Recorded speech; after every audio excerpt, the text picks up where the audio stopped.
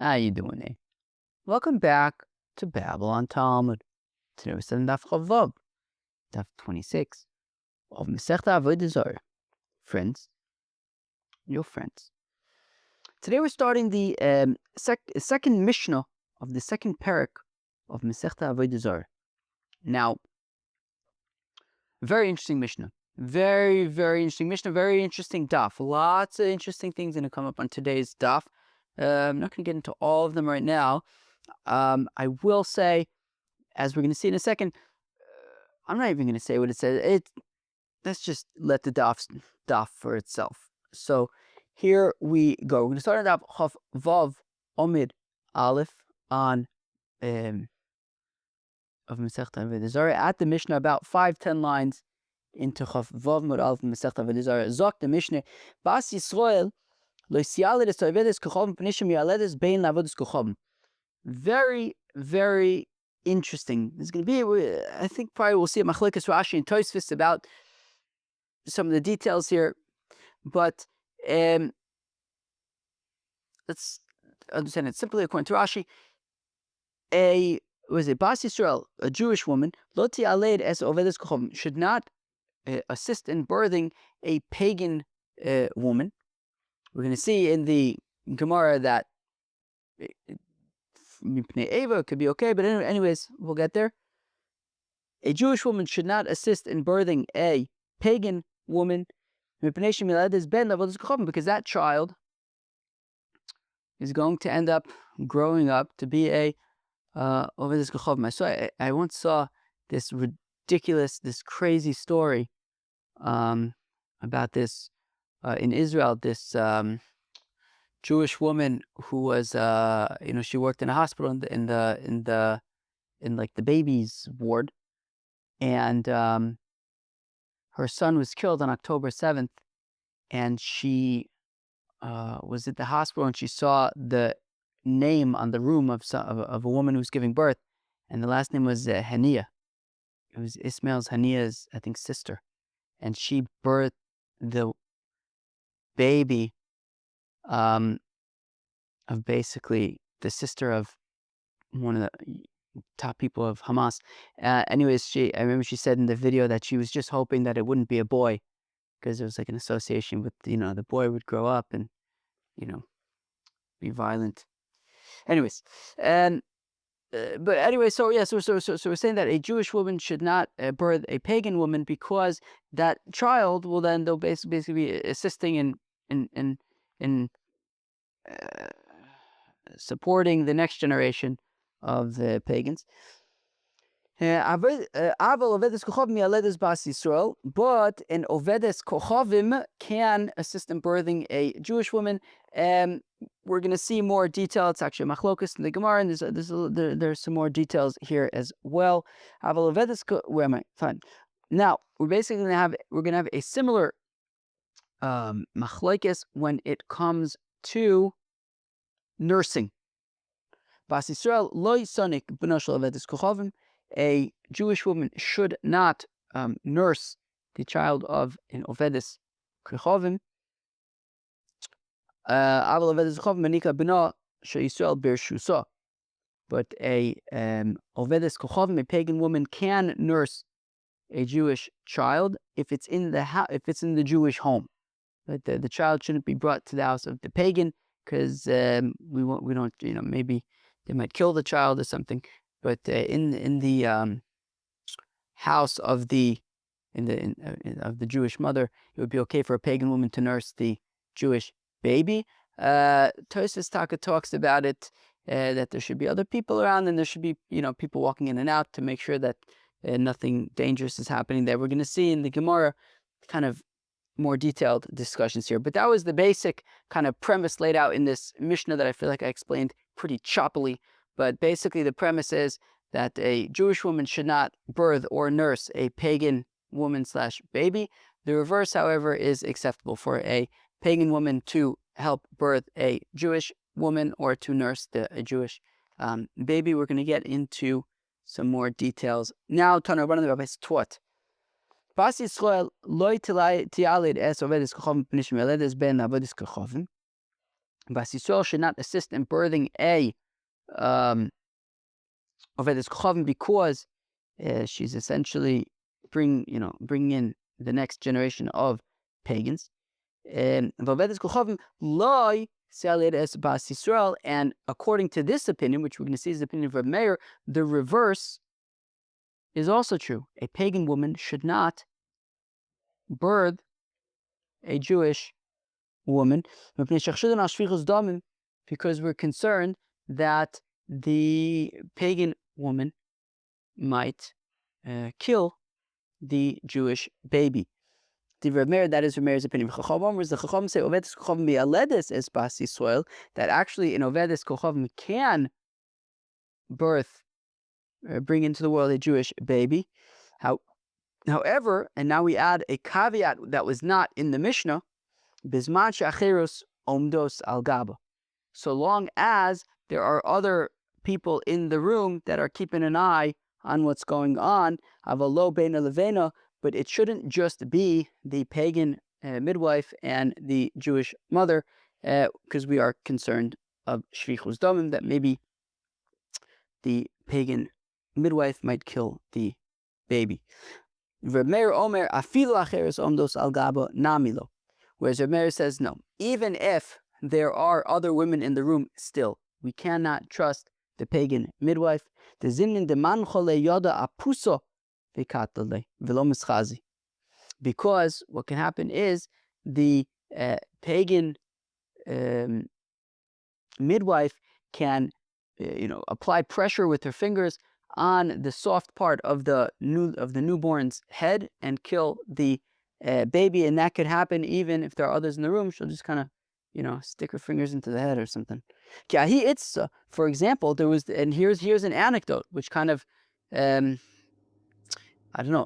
relates to this concept. Somebody's making sure we know he's got a motorcycle. Good for you.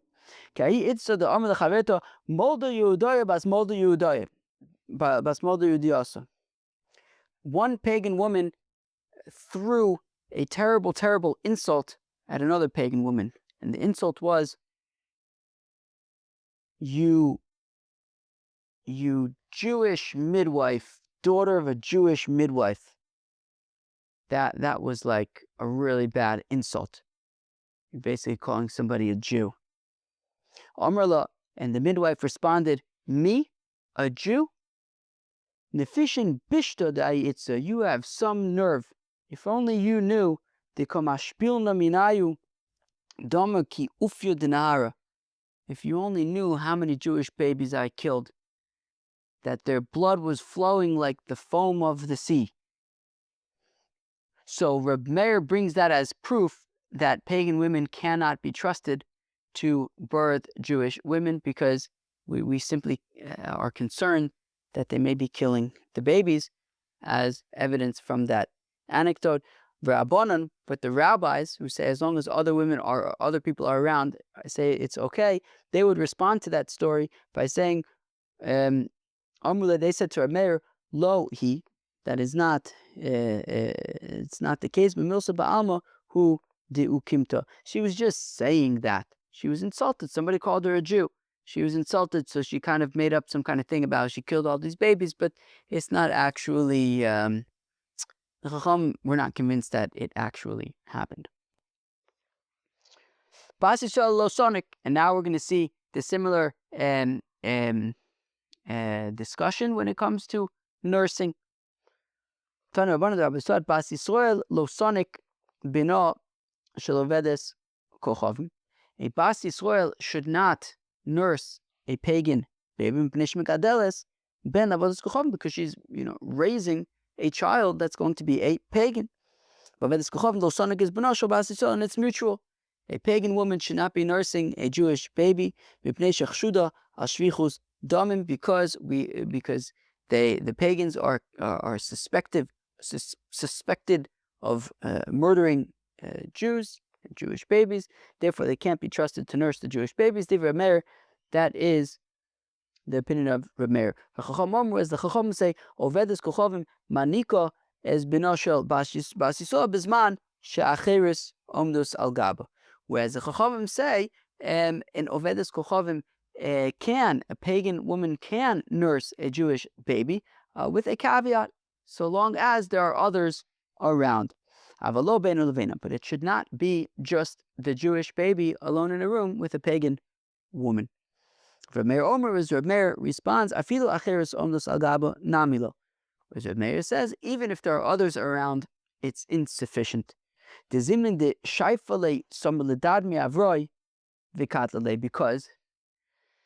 other people being around won't help if she had put some kind of poison on her breast before entering into the house to nurse the baby.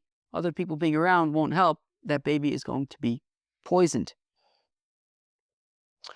It says the Gemara, we need both scenarios, right? We just had two scenarios, which were very similar. The first scenario of birthing and the second scenario of nursing, right? Meir says, don't do it. Jews don't do it for pagans. Pagans don't do it for Jews. The Chachamim say pagans can do it for Jews as long as there are others around. Seem to be the same sort of template, both for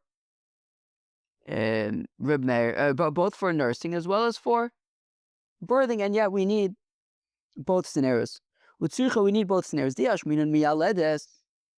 if we would only have the case of birthing, so I would say that is where the Chachamim say that as long as there are other people around, it's okay, because what's she going to do, right? She's not going to kill the baby if there are other people around, right? Masha Enkein by the nursing, where she could apply some kind of poison before getting into the house. Maybe they would agree with Reb Meir there, but right. So therefore, if we only had the scenario of mialedes, I might think okay, that's where the rabbis said the shari that it's permitted for a pagan midwife to birth a Jewish woman, so long as there are other people around. So because it would be impossible for the pagan midwife to kill the Jewish baby, because there are other women around who would see.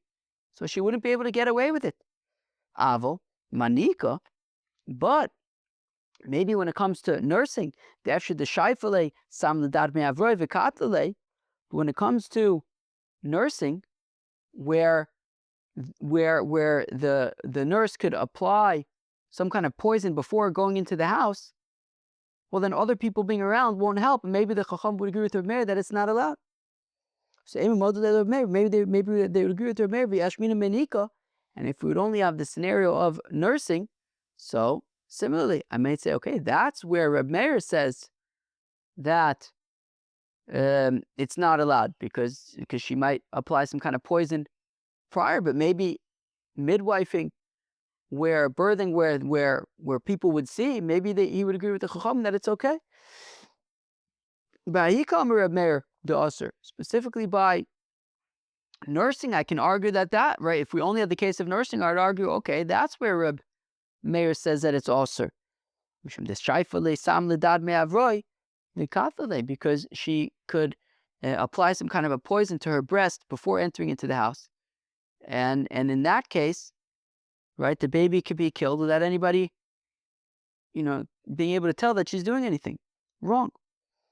But when it comes to birthing, where it would be impossible for her to pull any kind of moves when there are other people watching her. Maybe he would agree with the rabbis that take, it should be okay in that case. What's she going to do? There's other people around. So we need both cases to say that the machlokes applies equally in the same way in both cases, that both by nursing and by birthing, Reb Meir says it's never allowed. The Chacham say it's allowed if others are around. Okay. Now, says the Gemara something very interesting. We have a contradiction. Yehudis mialedes ovedes kochavim besocher avalo bechinam. Interesting. We have a brisa that says that a Jewish woman can birth even an ovedes kochavim. Right? Our Mishnah had said a Jewish woman cannot birth an ovedes kochavim. Everybody agreed with that. Right? When it comes to Ovedes Kochom, birthing a Jewish woman, so there's Machlokes Chacham ben Reb Meir. But when it comes to a Jewish woman birthing an Ovedes Kochom, so everyone agreed that it's not allowed. And yet, right, Migadelas ben Avodas Kochom. And yet we have a brayso that's saying that actually, Yehudis mialedes Ovedes Kochom, that a Jewish woman can birth a pagan woman, B'sachar avalo b'chinam, for a wage, but not for free. So here we have a machlokes Rashi and Tosfos. So basically, we're going to see what Rav Yosef says in a second. But basically, Rashi says, look, so how are you going to explain this? Well, our Mishnah is talking about for free. Here we're talking about for a wage, right? I mean, the Brayso clearly says, okay, for a wage, it's okay. And as Rav Yosef is about to say, mipnei eva, because if they need somebody to birth them and you're refusing and they're saying I'll pay you, say I don't care, well, that's going to create negative relationships between the Jews and the pagans. So mipnei eva, right? In order to avoid any sort of what's the word I'm thinking of? Resentment, or hostility. So then it would be possible for a wage. But our Mishnah, where it says not to, full stop, so then that would be for free. Tosfos actually says something interesting, which is that if you look at the Mishnah actually gives a reason for it. The Mishnah says, don't birth the pagan woman. You're bringing a child into the world that's going to be a pagan. So there was a reason for that. Now, regardless of if you're making a wage or not, that shouldn't matter, right? So Tosfos says, look, the Mishnah is talking about whether for free, whether for a wage. And the question is that, hey, but we have a brayso that's saying that actually it is possible as long as you get a wage. But that would be, as opposed to our Mishnah that says, no, it's not possible in any scenario. Because but comes Rav Yosef, as we're about to see, and says, yes, but out of the concern for Eva, that kind of trumps the concern for mialedes ben avodas kochavim, and as long as it's for a wage, so then in order to prevent hostility, that is more important. Rav Yosef says, Rav Yosef b'sachar shari, that for a wage it's permitted mishum Eva, in order to prevent unnecessary hostility. So Rav Yosef lemeimar, Rav Yosef thought to say, Olude ovedes kochavim b'shabsa b'sachar shari mishum Eva. Interesting. So Rav Yosef thought to say that actually even on Shabbos,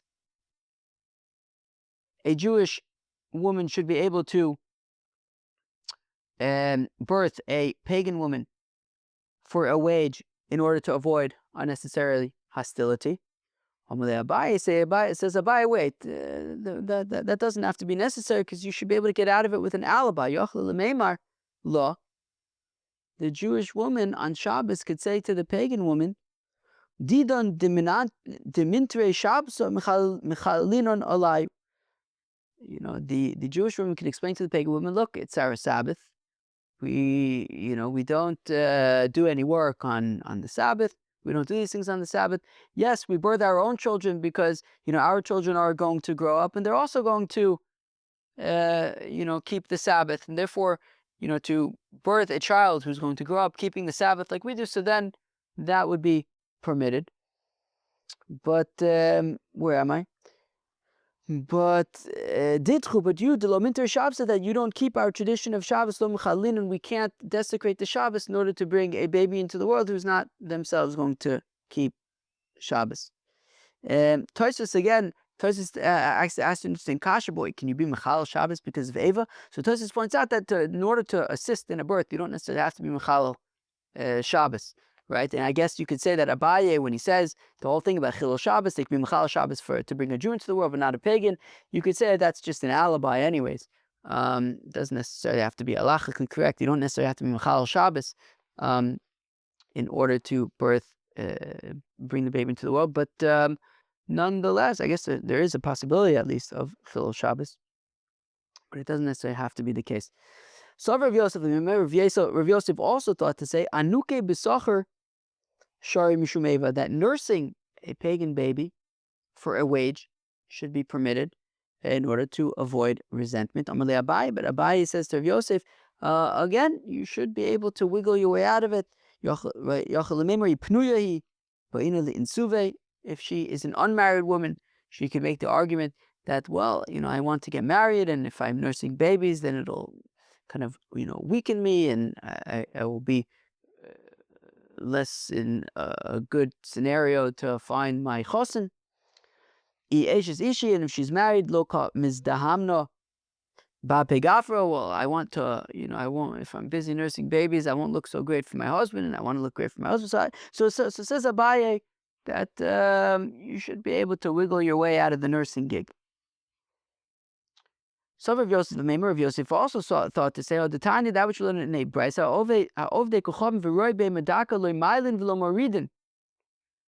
interesting that there's a brisa that says that ovdei kochavim, pagans, as well as roi behemadaka. That's interesting. Roi behemadaka comes up every so often. Roi behemadaka is interesting, right? Right, a shepherd. So the assumption is that shepherds allow their animals to graze on their flocks, to graze on other people's land. So the betzim, thieves, and therefore they're postulatus, I believe. And we're saying here also something very interesting, that lo malin v'lo moridin, that we wouldn't kill them, right? Of the kochavim, roi be'emadaka, we wouldn't throw them into a pit, but if they were in the pit, we also wouldn't take them out of the pit. Very interesting thing. Now, Tosfos says actually something also very interesting. That this roi be'emadaka comes up from time to time, that roi be'emadaka, right? Postulatus here, we're saying loman of lumaridin. Says Tosfos, it's specifically if they're grazing their own flocks, but if they're grazing other people's flocks, then the status of roi be'emadaka doesn't actually apply. And Tosfos quotes the Gemara from Bava Metzia, "Ein adam chotev v'lo," a person is not going to commit a sin with somebody else's stuff. So if he's grazing somebody else's sheep, somebody else's flock, he's not going to steal, let them graze in other people's property when it's other people's sheep. So it says Tosfos talk actually with the status of roi be'emadaka, that we're saying lo malav lo moridin, is dafka if he's grazing his own flock. Something to keep in mind when this concept of roi be'emadaka comes up. It's dafka. So it's dafka if they're specifically only if they're grazing their own sheep. But anyway, so if Yosef had Havamina to say b'sachar shari, that if they're going to pay you, they say, I'll pay you to help me out, then it should be permitted mishum eva, again, to prevent any unnecessary friction, resentment, hostility. Amar le Abaye, but Abaye once again says of Yosef Yachol Omerlo, but the Yid could say to this Ovid Kochavim who's stuck in the pit, Koi Bria Igra, well, my son is on a roof and I need to get him down. I'm in a Kitali Zimna Levedor, or I have an appointment that I need to make with the authorities, and I can't miss it, so I gotta go. Sorry about that, guy. So now another very interesting discussion. Tani Rababo Kamed Rabbi Yechanan. Rababo taught before Rabbi Yechanan Ovdei Kochavim v'roi behemadaka, that Ovdei Kochavim v'roi behemadaka, as we just learned, lo ma'ilin v'lo moridin, we don't take them out of the pit, but we also don't push them into the pit. Okay. Aval aminin, but a min, Rashi says a min is a komrin la'avodas kochavim ben Ovdei Kochavim ben Yisraelim, a priest for avodas kochavim, somebody who's mamish in it. V'amasoros, people who snitch, yidden who snitch on other yidden to the ovdei kochavim. V'amumarim, very interesting. A mumar, we're going to get into discussion now. Forgot to mention earlier, we're going to get into discussion now about mumars. Very interesting concept. We've seen it before. Sechta Sanhedrin, maybe other places. That right, mumar ochel nevelus leteyavon, mumar ochel nevelus lehachis. Right, somebody who does averis because he just can't resist, versus somebody who does averis lehachis mamish because he just wants to sin in spite. And so we're going to get into this in a second. But anyways, mumar. So these I guess 3 people, minin, misaros, mumarim, moridin v'lo mailin. The opposite is true. we would push them into a pit and we would not help them get out of a pit if they were already in there. And Omelei, but now Rabbi Yochanan responds to Rabbi Bo, hold up a second. Ani shoyne lechol avedas achicha l'rabis es amumar. The pasuk by Hashavas Aveda, when it says lechol avedas achicha, to all lost items of your brother, what's all? It's going to include a mumar. That when you have this mumar, this person who does averis, you still return things to him. And Tosfos Taka talks about it. I think we've seen also, we saw this. Where did we see this? Where is this? This is was Sanhedrin? I guess so. It looks like we're quoting Sanhedrin, or maybe Yevamos. That is, you return to him his objects, but also his own self, right? Because it says, what does the pasuk say? V'ashevo solo, right? You return. I don't remember what I'm looking for, but you return even his body to, right? Meaning you save him. Right? You have to, right? It was a Gemara in Sanhedrin, Daf Ayin Gimel, exactly, right? L'samud Adam Riyecho. Anyways, right. So how do you know that you have to save a person if he's in trouble, if he's being eaten by a lion or something? You have to save him because it says Vashivoslo. You have to return his body to him, his life to him. So says Rabbi Yochanan, I include a mumar in Hashavas Aveda, returning lost objects, returning money, returning his life to him. And you're saying just throw him into a pit? Says Rabbi Yochanan. And again, Rabbi Yochanan says to Rabbi Bo, Ani shoyne, I teach the chol avedas achicha l'rabis es amumar, that when it comes to Hashavas Aveda, whether mammon, whether gufo, it includes a mumar. But Omar Maridin, you're telling me to throw him into the pit. Sami mikan mumar. So Rabbi Bo says, okay, I take it back. You could remove mumar from the list. Now, Frekti Gemara, an interesting question. Frekti Gemara, a very interesting question, friends. V'lishani lei kan b'mumar ocha nevelis l'teyavon kan b'mumar ocha nevelis l'achis. Ha. Frekti Gemara, why did Rabbi Bo give in so quickly? Couldn't he have responded and saying, wait, Rabbi Yochanan, you must have been talking about, by Hashavas Aveda, a mumar l'teyavon. Somebody who sins because he can't help himself. He doesn't want to sin. He just, his Yetzer Hara gets the best of him. So that is shaykh to Hashavas Aveda, whether it's mamono, whether it's gufo. But I was talking about, Rabbi Bo should have said, a mumar l'hachis. A mumar l'hachis, I think Tosfos said we're going to learn in Masechta Horayos that a mumar l'hachis is considered a min. Oh, we're going to see Taka right now, actually. Well, that's going to be the Gemara's teretz. But anyways, mumar l'hachis is a modna d'kazach. So Rabbi Bo, he could have responded to Rabbi Yochanan. I was saying you push a mumar into the well. You push him into the pit. Right? So l'shanile kan b'mumar ochel nevelis l'tiyavon, kan b'mumar ochel nevelis l'achis. But couldn't Rabbi Bo have responded that I was talking about a mumar l'achis and you must have been talking about a mumar l'tiyavon? So where am I? So the Shana Gabi Kasavar Ochel Nevelis Lahachis Minu. Oh. The reason why Rabbi Bo didn't answer that way is because he holds that a mumar Ochel Nevelis Lahachis is a min. And therefore mumar must be talking about a mumar l'te'avon. And therefore Rabbi Yochanan says, hey, you gotta, it doesn't make sense here. So Rabbi Bo Pashut moved it from the list. Itmar was stated mumar, that when it comes to a mumar pligeba, Rav Acha Ravina's machlokes, Rav Acha and Ravina Chad Omer l'te'avon mumar lahachis min have. One opinion is that a mumar is a mumar l'te'avon, but if it's lahachis, then he's not a mumar, he's a min. Bechad Omer afilu lahachis nami mumar. The other opinion is that even lahachis would still be a mumar, would be a mumar lahachis, but a mumar it would still be considered a mumar and not a min.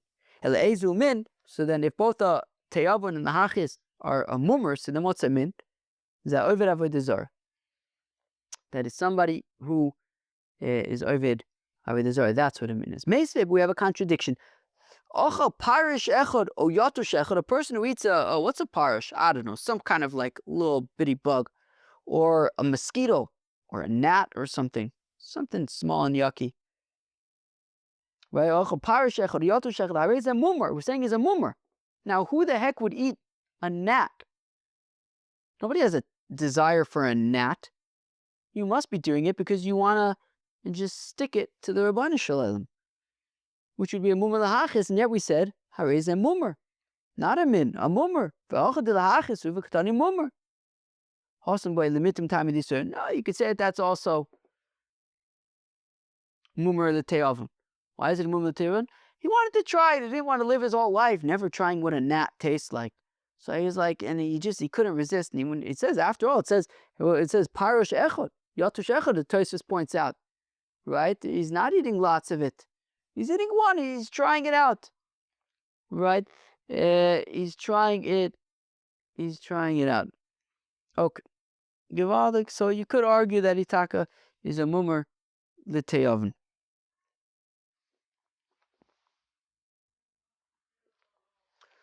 Omer Mar, we said Maridin, Avalo Mylin.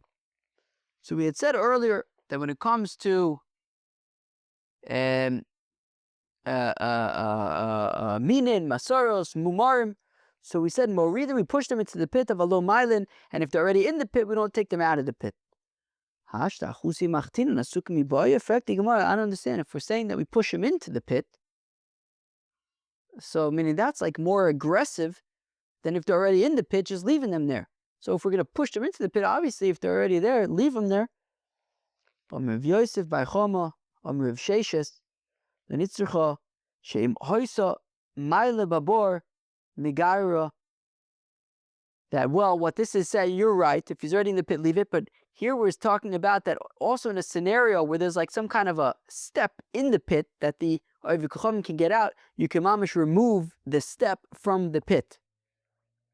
Dinokad le'ilo, because he can come up with some kind of pretext of Omer lo seichos chevasa ilave. Because you can say, look, I don't want my, I have sheep here, and I don't want my sheep going on the ledge and they'll get stuck. I won't be able to get them out, so I'm removing the ledge.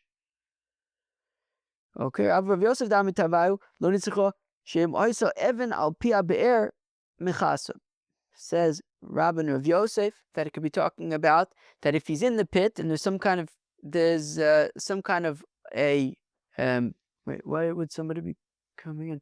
Anyways, if he's in the pit and there's some kind of stone on top of it, so the guy's in the pit, there's some kind of stone on top of it, so you can cover the pit. So okay, the guy's already there, so it's kind of similar in some ways, I guess, to pushing him into the pit, right? Meaning it's not just that you're leaving him there, but you're actually doing something to keep him there.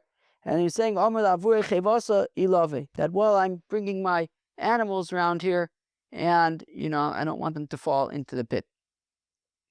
Ravina Amar Shem Oya Sulam Misalkus says, Ravina, if there was a ladder in the pit, you remove the ladder. Amar Ba'in Lachuse Brimia Igor, you could say, I have my child is on the roof. I need the ladder to get the roof down, to get him down from the roof. Sorry about that. Okay. To the Rabbi said, you saw a mole, it's a Ovid Kochavim Lishum Ger. Okay. We learn in the Brisa that a Yid can give a bris milah to an Ovid Kochavim as part of his conversion process. Mafuka the Shemurna, but to the exclusion of if the Ovid Kochavim had some kind of a worm on his foreskin, and the foreskin had to be cut off with the worm, because it's a very dangerous worm. That would not be allowed because, as Rashi points out, what does Rashi say? Because the also the apostle bechino, the amon lo ma'alim v'lo moridim. We said lo ma'alim v'lo moridim, talking about Ovid Kochavim. So you wouldn't be able to heal him for free. Okay? V'va Kochavim lo yamu Yisrael, and an Ovid Kochavim should not be the one performing the bris milah for a yid,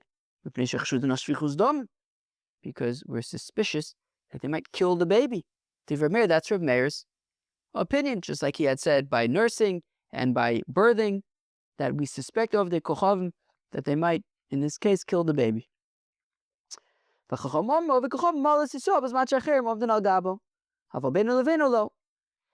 And similar to their opinions earlier, the Chachamim say that as long as there are other people there, so the Oved Kochavim can perform the Bris Milah, because they'll make sure that everything's running smoothly. Rab Meir says, even even if there are other people there, still not because even if there are other people there, sometimes you might tilt the knife and cause some permanent damage. Now, interesting. So now, Frekti Gemara v'Sover Rab Meir Oved Kochavim lo. Now, does Rab Meir really hold that an Oved Kochavim cannot perform Bris Milah for a Yid? But listen to this. V'Raminu. We have a contradiction. Ir she'ein barofe. If you have a city and there's no doctor in the city, there's nobody to perform Bris Milahs. She'ein barofe Yisrael, there's no Jewish doctor. V'ish barofe kusi, v'rofe Oved Kochavim. But there are two other doctors. One of them is a kusi. The other one is an Oved Kochavim. The question is, which one should you use? Yomel Oved Kochavim v'al Yomel Kusi de Rab Meir. Says Rab Meir, choose the Oved Kochavim. Rabbi Yehuda says Rabbi Yehuda Yomel Kusi v'al Yomel Oved Kochavim. Says Rabbi Yehuda, choose the Kusi, not the Oved Kochavim. So on the one hand, Rab Meir had said a few minutes ago that the Oved Kochavim cannot perform the Bris Milah because he's chashud nashfichus damim, and yet we're saying that when the choice is between the Oved Kochavim and the Kusi, choose the Oved Kochavim. So, and for the Gemara, ipuch, switch it around. Switch the opinion of Rab Meir and Rabbi Yehuda around. Rab Meir is the one who says choose the Kusi, and Rabbi Yehuda is the one who says choose the Oved Kochavim. Rab Meir Omer Yomul Kusi. Rab Meir says that the Kusi should do the Bris Milah. V'lo Oved Kochavim, not the Oved Kochavim. Rabbi Yehuda Omer Oved Kochavim, v'lo Kusi. Whereas Rabbi Yehuda says choose the Oved Kochavim, not the Kusi. But now affecting Gemara, but that can't be. This of Rabbi Yehuda Oved Kochavim Shapidami. So what we're saying that Rabbi Yehuda says that the Oved Kochavim could perform the Bris Milah. V'atani we learn about Rabbi Yehuda. Omer says Rabbi Yehuda minayin lemila Oved Kochavim sheipsula. Says Rabbi Yehuda, how do we know that a Oved Kochavim cannot perform a Bris Milah? Shenemar ba'ata is brisi tishmor, and as opposed to then continues l'chol zarcha acharecha or something like that. That Dafka Yidden have to perform the Bris Milah, not of the Kochavim, and that's an even stronger position than Rab Meir. Rab Meir says mipnei she'chshud nashfichus damim. But Rabbi Yehuda is saying it's mamish the pasuk in the Torah. Rab Meir is saying, look, we don't trust them. Rabbi Yehuda is saying this mamish a pasuk in the Torah says you're not allowed. So it can't be that Rabbi Yehuda is the one who says choose the Oved Kochavim. And the olam lo teipach. Okay, so scratch that. Don't switch anything around. Rab Meir is the one who says choose the Oved Kochavim. Rabbi Yehuda is the one who says choose the Kusi. Now, how could Rab Meir say choose the Oved Kochavim? He had just said that we're concerned about shfichus damim. Well, we're talking about where this is a doctor, an expert doctor with a reputation on the line. And therefore, if Rab Meir's whole concern is, right, it's not like it's against the Torah, but there's a concern about shfichus damim, there's no concern here because he's an expert doctor with a reputation on the line. That if you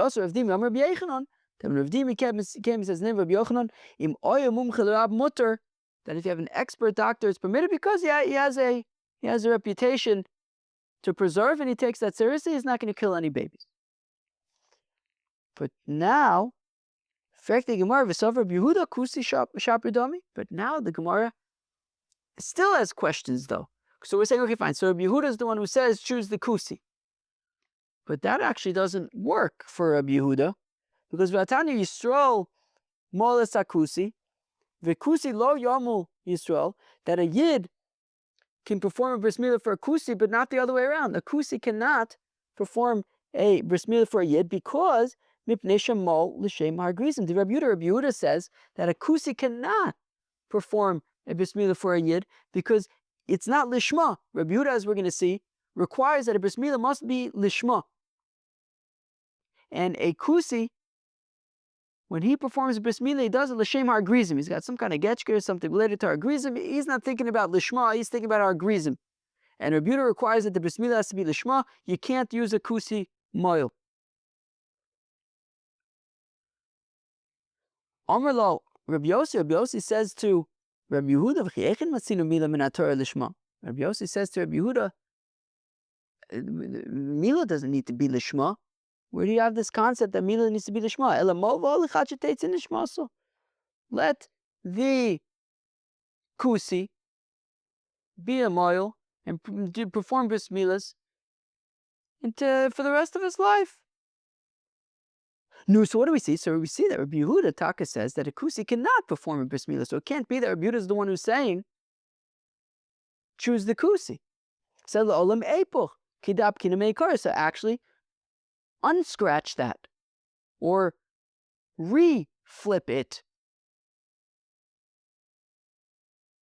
and say that Taka Rabbi Meir is the one who says choose the kusi. Rabbi Yehuda is saying the one who says choose the oved kochavim. Now we had said before that Rabbi Yehuda Taka brings a pasuk to say you can't use an oved kochavim.